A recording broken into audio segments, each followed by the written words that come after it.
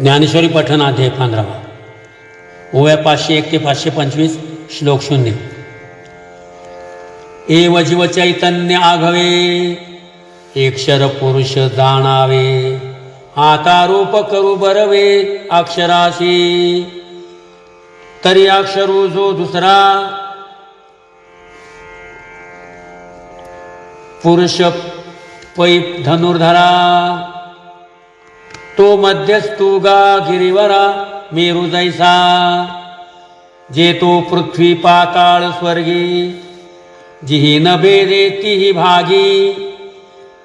तैसा दोही ज्ञान ज्ञानांगी पडेना जो ना यथार्थ ज्ञाने एक होणे ना अन्यथात्वे दुजे घेणे ऐसे निखिळचे नेनने तेची ते रूप पासुता निशेष जाये ना घटा भांडादि होये तया मृत्यू पिंडा ऐसे आहे मध्यस्थ जे पै आटोनी गेलिया सागरू मग तरंगुना निरू तया ऐशी अनाकारू जे दशागा पार्था जागणे तरी बुळे परिस्वप्नाचे काही न मांडे तैसिये निद्रे सांगडे न्याहळणे जे विश्व अगवेची मावळे आणि आत्मबोधू तरी नुजळे ते अज्ञान दशे केवळे अक्षरू नाम सर्वा कळी सांडिले जैसे चंद्रपणवरे अवसे रूप जाणावे तैसे अक्षराचे पै सर्वोपाधी विनाशे ये जीवदशा जेत पैसे फळपाखात जैसे झाड बीज तैसे उपाधी उपहित तो कोणी ठाके जेथ जया ते अव्यक्त बोलती गा घन अज्ञान सुषुप्ती तो बीज भाव म्हणती येर स्वप्न हन जागृती फळभाव तयाचा जयासी का बीज भाव वेदांती केला ऐसा आवो तो तया पुरुषा ठावो अक्षराचा जेथोनी अन्यथा ज्ञान फाकोनी जागृती स्वप्न नाना बुद्धीचे रान रिगाले असे जीवत्व जेथुनी किरीटी विश्व उठतची उठी ते उभय भेदांचे मिठी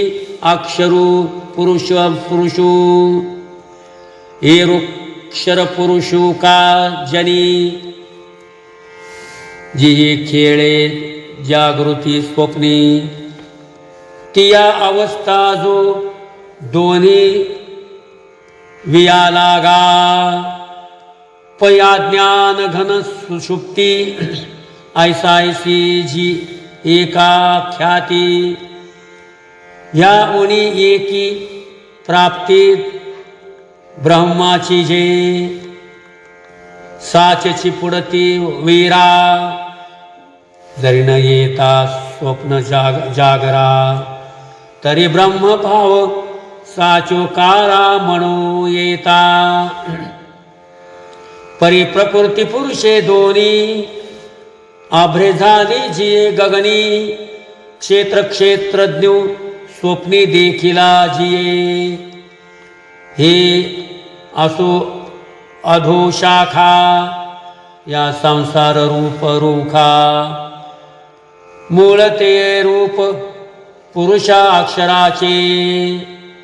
हा पुरुषू का म्हणजे जे पूर्णपणेची निजे पै मायापुरी पहुडी जे तिनेही बोले